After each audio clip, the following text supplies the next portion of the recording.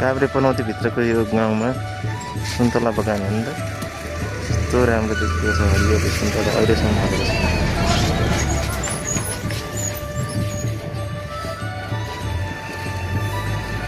तपाईँको 2 शब्द के बोलिदिनु न यसको बारेमा। ठिक छ, हामी अहिले चाहिँ काभ्रे जिल्लाको पनौती नगरपालिका अन्तर्गत नवबुद्ध नगरपालिका र पनौती नगरपालिकाको सिमानामा छौँ। यता हेर्दा यता गेट देख्नुहोस् त, यो यता गेट, यहाँ यो नवबुद्ध नगरपालिका लाग्छ। यो गेटबाट उता, यो गेटबाट उता नवबुद्ध नगरपालिका, अनि यता यो सुन्तला बारी भएको चाहिँ पनौती नगरपालिका।